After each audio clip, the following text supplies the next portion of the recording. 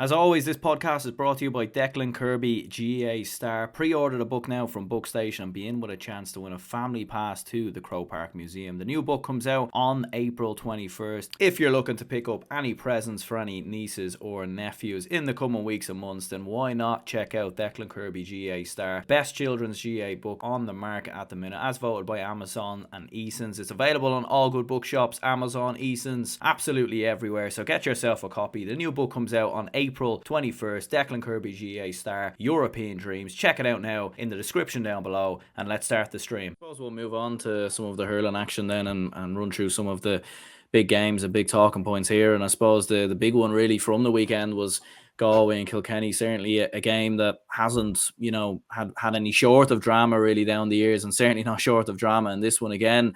Henry Shefflin obviously going up against Brian Cody, and you had the firm stare, shall we say, from Brian Cody at the full-time whistle on Henry Shefflin right there. But look, for Galway, big result. I mean, yes, it was a very contentious free at the end, and I think a lot of people very much in disagreement that was a free. But for Galway, that's a big win in my opinion, because really since 2018 they haven't really had too many big championship wins in my opinion. So huge win for Galway against Kilkenny. Yeah, but I think the first thing I'm going to say, Aaron, is I think the handshake has been completely blown out. Like, it was a handshake, and it was moved on. Kilkenny Galway won by a point. I just don't think it was as big anywhere near a deal. But I think that's probably part of the bigger issue this year we've had in the hurling championship, and probably the football as well.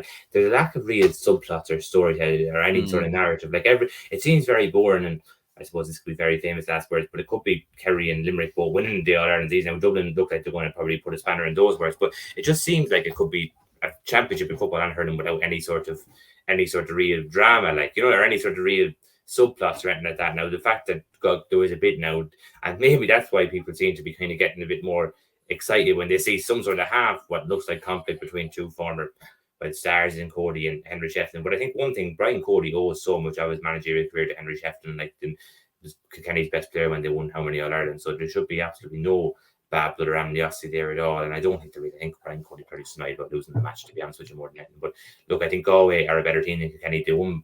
Now, one thing for Galway is they can't be going 20 minutes without a score in big championship matches like that. It's not anywhere nearly good enough to win All Ireland now. But I was saying to someone there, what Galway need to do, Aaron, is win Leinster titles. They shouldn't even be thinking beyond that at all. They have the best set of players in Leinster, in my opinion, across every age group every year. They have the better, they're consistently the best team in underage in Leinster, and they've consistently probably had the best panel in the senior championship. So they should be winning that Leinster title every year. There's no excuses now for Galway not coming in the top two every year with the way the round robin group works.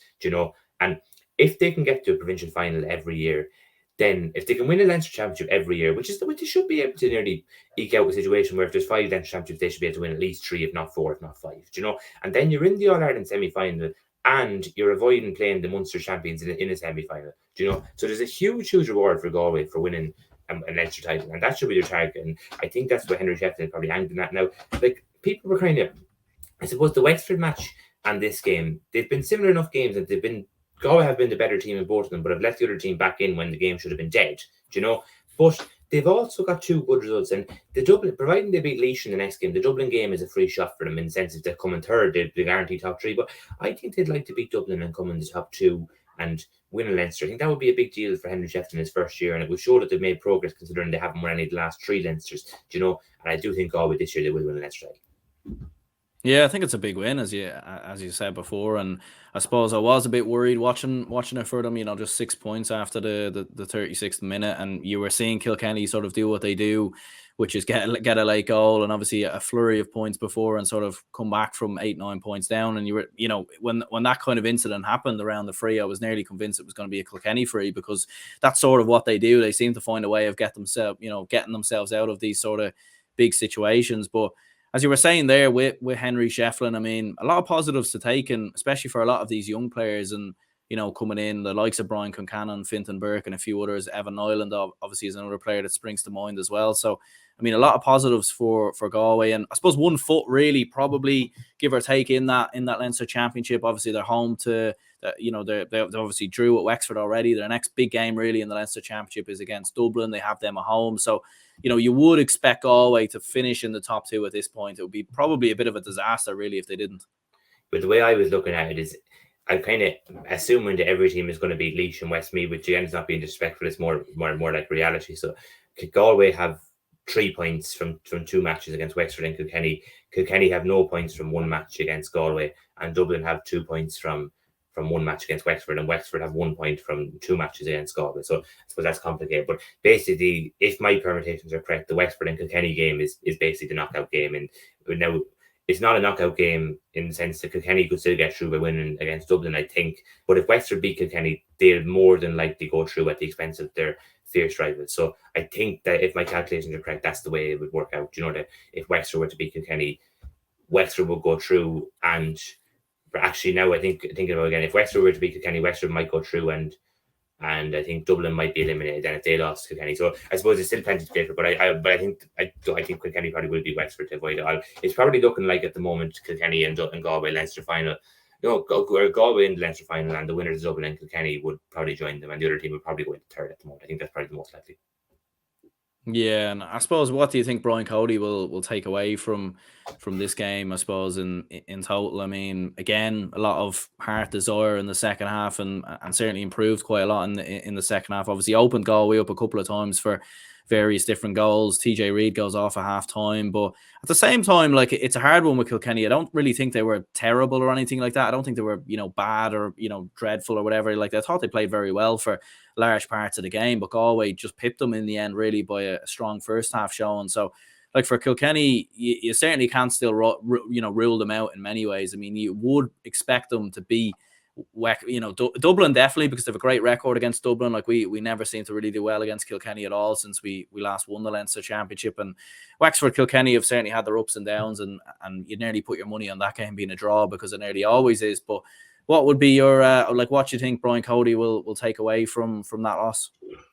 It's hard to know what he'll take. I'd say he'll take a bit of battling spirit, but again, he knows Kilkenny have that anyway. You know, that kind of way. Like, so we don't learn anything new. Like, I don't think we really learn much about Kilkenny yesterday, only that they won't give up something that we already kind of knew, like, the type of way. But I think it's very hard to know Kilkenny. The league, they lost to Cork, and Cork have lost 3 games since. It doesn't look like a brilliant result in hindsight. Like, they weren't fantastic in the league. Kilkenny, like Tipperary and Cork beat them. Like, what level are they at is a good question. The Dublin game probably be one that we'll know a bit more about. Like, both teams would kind of have to win that. So, but I don't know, Kilkenny, like, they got a draw yesterday. They would probably have 1 foot in it. Well, not 1 foot, but they would have been in a much better place to get to a Leinster final and All Ireland quarter final, so, or preliminary quarter final. But Cody he'd never be happy to lose in Kilkenny. But I suppose the reality is Galway probably have a better set of players than them at the moment. And I'd say he'd like to get Galway in a rematch in Croke Park. But then, on the other hand, I'd say Henry Shefflin wouldn't mind that either, like, because I say Galway could beat them by a bit more in an open field to Croke Park. Kind of way, it could be a bit of a different story again. So Kilkenny would be, I'd say Cody would be, he'd never say it publicly, but I'd say he'd be happy enough with the performance yesterday despite the defeat. And I'd say they'd be reasonably confident to turn over Dublin in the next game. But then Matty Kenny wouldn't be fearful like Kilkenny either. But I'd probably expect at this moment, I'd probably expect Kilkenny to beat Dublin, to be honest.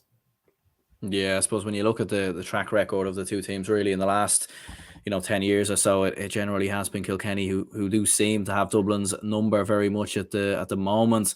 Running through the other 2 games in Leinster very quickly, I mean, Laois 12 points, Wexford 6-21. I mean, you see a scoreline like that, I don't really know what much to say, really. But Wexford, doing the job. It was obviously Dublin who finished with 27 points. Your own county there, Westmeath, with 116. I suppose the main takeaway, really, from looking at those both of those 2 scorelines is, could score difference come back to haunt Dublin here a bit, because they only beat Laois by, I think, 2 points in total. And obviously they've put up an 8-point win against Westmeath. I mean, it's a good scoreline to win a game in the Leinster Senior Hurling Championship, don't get me wrong. But when you're seeing this type of scores that Wexford are putting up, Galway are putting up, and Kilkenny will put up against these teams, could that maybe come back to haunt Dublin, do you think? Not really, but I think the main thing for Dublin was beating Wexford. That was kind of the main game of the first 3. He was getting 2 points against Westmeath, or 4 points from the 2 games against Westmeath and Laois, and beating Wexford, and they managed to do so. Like, so despite Wexford beating Laois by a huge margin, and Dublin beating Laois by 2 points, Dublin are still in a much better position. And barring the meltdown, Dublin are going to get through ahead of Wexford. Like, you barring probably an unlikely series of results, like, the type of way, Aaron. So, like, Dublin have, if Dublin can get anything against Kilkenny, they're nearly guaranteed to get through. So Dublin, Matty Kenny would be very, very pleased. Like, and I'd say he would have been happy if you said to him after the first 3 matches they'd have 6 points. He'd be delighted, and I wouldn't say he would care how they came by, because really and truly at this stage it's all about qualifying for the knockout stage. That's really. But now Dublin probably would love to win a Leinster title, but is the team good enough to beat Dublin or to beat Galway or Kilkenny? I'm not sure. They beat Galway the last twice. Could they beat Kilkenny in Croke Park? Probably could, I suppose. But Dublin, I'd say they were offered third before the year. While they never say it, they probably would have taken it, to be honest. Yeah, and obviously for yourself as a Westmeath man, I mean, we was having a chat with Matthew Hurley from the GAA Statsman podcast there last week, and we were discussing some of the big one-sided results you obviously get in the Leinster Senior Hurling Championship at the minute, and it's obviously a given really that Laois and Westmeath will fairly, pretty confidently enough lose every game other than when they play each other. So, like, what are your thoughts on that? Obviously, when you're seeing your own county, Westmeath, go out and get 20, 30-point hammerings week in, week out, I mean, like, is there an argument there to do something with the Leinster Championship and move it around? I mean, it's a hard one, really, because I think Westmeath have earned the right to be in there, and I think Laois have earned the right to be in there because they've shown that they can consistently stay in the Leinster Senior Hurling Championship. But at the same time, you're looking at these results and Wexford putting up a 27-point win against Laois, and you're kind of wondering, really, like, what's the point, really, Well, I just think it's a massive failure at the GAA, and it's 135, 140-year existence has been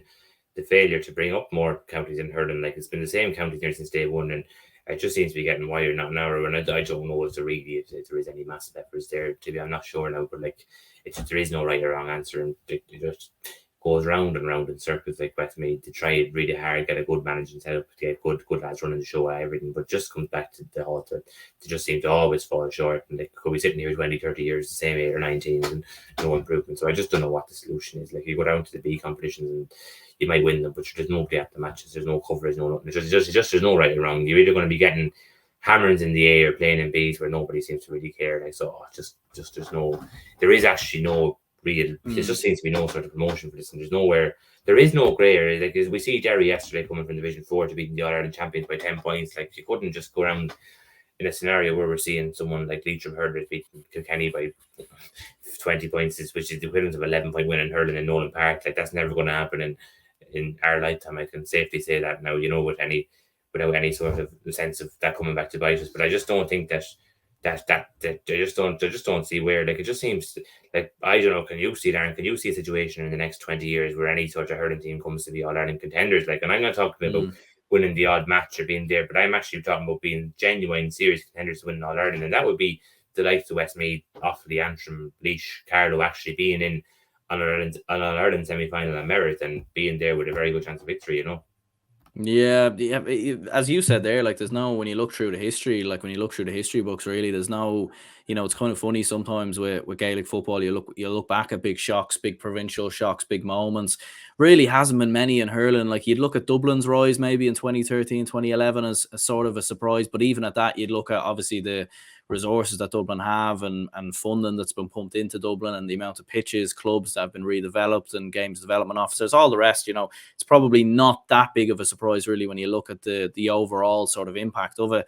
Maybe you could look at Limerick and sort of their rise. They were very much probably one of the weakest counties in Munster, but even at that, they're still a traditional hurling county. They've still had history of winning All Irelands in the past, so, and history of having great hurlers. So yeah, you'd look at it and you think really that there's probably, you just don't see it. And I don't know if in counties like Leitrim and Cavan and all the rest and everywhere else, it's just kind of accepted really that they're not that good, and no one really wants to put in the effort, or no one wants to put in a bit of money or a bit of funding here or there, and it's just one of them things that's just accepted really, unfortunately. And I think the big thing really that probably needs to change, in my opinion, is more promotion for Joe McDonagh Cup and more of these games to be shown, because I feel like if they start to do that, maybe then people can get an interest. But like, if you're for example, if you're a Down hurling fan, a staunch Down hurling fan, unless you're going to all the games, you're not going to see much about your county. You're not going to hear much about players. You're not, there's no promotion. There's no real sort of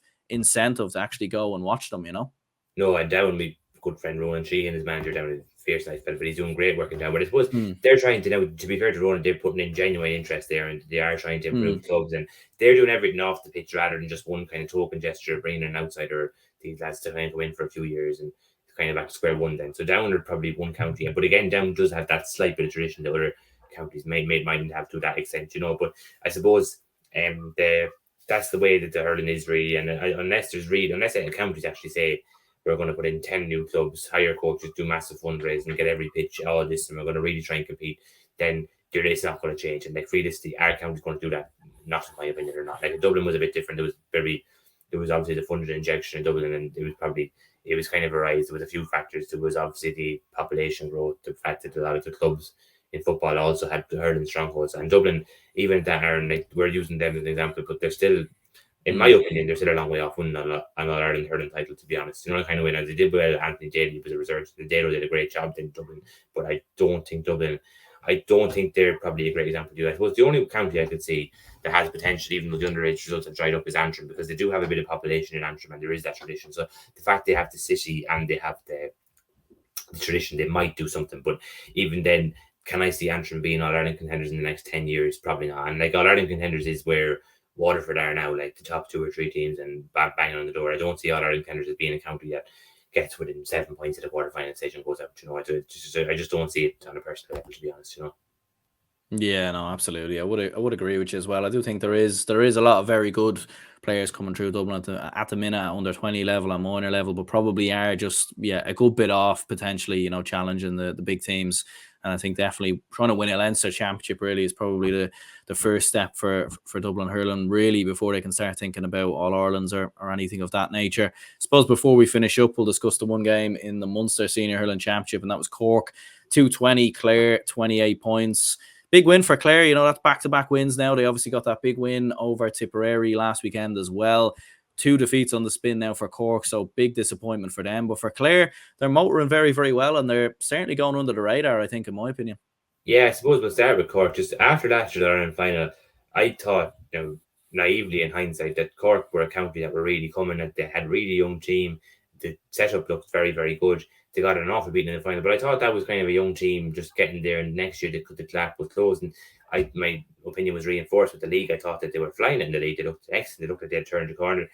The league final, Waterford, just momentum stalled totally since then. They haven't been able to get going at all, and they're just back to square one now. And I'd argue they've actually taken a step backwards since last year, nearly, because Clare, they had beaten Clare last year in thirds in the qualifiers. Now, to be fair to Clare, they've got a few lads back, like Peter Duggan and these lads, but having said that, Cork should be. I'm very disappointed with Cork yesterday. Now, I think, Aaron, if that match had gone ahead in Páirc Uí Chaoimh, now the fact it was a 2-point is very unfair on Cork. Just following on Twitter, it looked like Clare were 7 or 8 points a better team. They had a red card as well. So, but if it was in Páirc Uí Chaoimh, Clare, it certainly would have been worth a few extra points to Cork, and it wouldn't have been like there was 20,000 at the match yesterday. I'm only going to predict. I'm not going to try and predict how many Clare fans, but Clare mightn't even have brought 1,000 fans to Cork. It would have been all red, and Cork really do get behind the team at home. And I think if it was in Páirc Uí Chaoimh, the outcome might have been different. But look, that's neither here nor there. Now, I suppose I can't see Cork winning in Walsh Park at the moment, but if they do manage to win out of nowhere against Waterford, then suddenly you're looking at a path where they're playing a Tipperary team who probably have a dead rubber game. Maybe if they lose to Limerick, they could be playing Tip in a dead rubber game. They could be playing a preliminary quarter-final against the Joe McDonagh finalists or winners, and then playing an All-Ireland quarter-final against the Leinster runners-up. So suddenly you're looking at 3 winnable games where Cork could be going into the All-Ireland semi-final with a lot of momentum. But having said that, it all relies on them winning in Walsh Park, and at the moment I don't see Cork winning in Walsh Park, to be honest. And I think Kieran Kingston's 3-year term is up at the end of this year. I don't think you'd seek to have that term extended if Cork don't get out with the group, to be honest with Jaron, Yeah, and I suppose from a Clare point of view, I mean, a team that's definitely improving quite a lot. Obviously, with Tony Kelly hitting 10 points on the day, Peter Duggan's obviously come back in there as well. You've Ian Galvin, obviously, before he got sent off, Ryan Taylor. I mean, so much options really all across the pitch. Cathal Malone in around the middle. I mean, Clare, could they be a side really that are sort of dark horses or going under the radar in terms of the overall All-Ireland big picture? Because as you were saying before, even if they finish third, let's say in the Munster Championship, let's say they get beat by Limerick and Waterford, which, I'm not even, I think they could really give a good battle to those two sides, and I think they could potentially cause a big shock to either one of those counties. But you're looking at it and thinking, getting to an All-Ireland semi-final, it's not exactly inconceivable at this stage for a county like Clare, and maybe when you've got Limerick and Waterford at 1 and 2, Clare probably aren't too far behind the chasing pack that is probably Waterford as number 2 at the minute. Yeah, no, I totally agree with that. I suppose it'd be very unfair not to mention Clare after their excellent performance yesterday and against Tip. They played really well in 2 games. Brian Lohan's doing a great job. it's a very proud hurling county. Tony Kelly is obviously exceptional. Peter Duggan's exceptional. They have a few very, very good hurlers, and they'll be very hard beaten. And I suppose we'll know an awful lot, because Ennis has traditionally been a very happy ground for Clare, and if they can win if they can beat Waterford or Limerick and Ennis, they'll be guaranteed a place in the Munster final. And again, it goes back to what we were saying about Derry there earlier with avoiding Kerry and Dublin. If Clare were to get to a Munster final, they'd avoid Limerick and Waterford until the All Ireland final. And also, Clare haven't won an All Ireland final in nearly 30 years, or a Munster title in nearly 30 years, if my knowledge is correct. I don't think they've won it since 95 there. So maybe 97 at the very latest. But Clare had the fact they haven't won it for that long. That was Munster is really on the lips of a lot of Clare people, and they would absolutely love to get to a Munster final and play against Limerick or Waterford or Cork. Well, Cork won't be getting to the final. I don't think they can mathematically get there, but to get to a Munster final would be huge, and they would have had to beat Waterford or Limerick in Ennis. Now, where Clare could really benefit is that if Limerick are to beat Tipperary, they will be guaranteed to go through ahead of that. And when they were guaranteed to be in the top three in 2019, John Kiley rested a lot of lads for the last round against Tip, which Tip actually won, Tipperary. And if they do that, if Kiley does that again, presuming Limerick beat Tip, then Clare have a real chance of beating them in Ennis, and then Clare will be in a Munster final. John Kiley doesn't seem to be too bothered about the Munster Championship once they get through. He wants to be in the top three, and after that, doesn't really seem to bother him that much. Now, if they get to the Munster final, he'll go to win it. Don't get me wrong, but I don't think he's going to be. He's not. I don't think Kiley's obsessed about winning the Munster. He wants to win the All Ireland, which is understandable totally. But Clare would love a crack at Munster, and if they could avoid a Limerick or Waterford to the All Ireland final, it's very hard to see them not getting to the All Ireland final.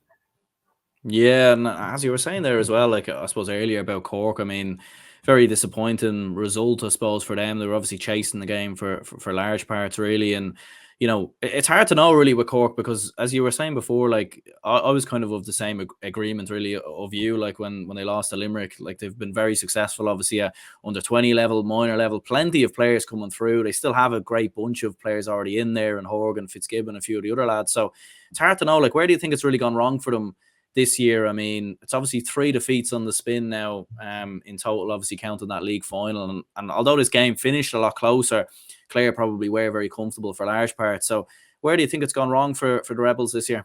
Well, I was at the Cork match against Limerick last year in the final and semi-final against Kilkenny. I was at the league final this year against Waterford, and I was at the first round of Munster against Limerick. And the biggest criticism I have from Cork is they don't seem to learn from the mistakes, the shortcomings from previous matches, and they seem to kind of do more or less the same thing and play into other teams' hands constantly. And I think that's probably where they go. And I think the fact Limerick gets a bit of a beating, it wasn't losing to Limerick that was the issue for Cork. It was more the manner of it. They kind of they didn't really die with their boots on, did they? And I was down there, Aaron, in Portugal that game. It felt very much like a league game. There was no atmosphere, even though it was championship. The place was full. It was record. It should have been a great day, and it wasn't. It was just the opposite. There was no energy in the crowd, and they are a very loud crowd. They're great fans. I always give a good comparison. I always think Cork hurlers are a bit like Dublin footballers are. It's the biggest sport in a big city, and everyone gets behind the team. And I suppose this is not being stereotypical or anything, but a lot of people that would follow the Cork team wouldn't necessarily be hugely involved in grassroots GAA, and it's like a lot of the people who follow Dublin footballers mightn't necessarily be involved in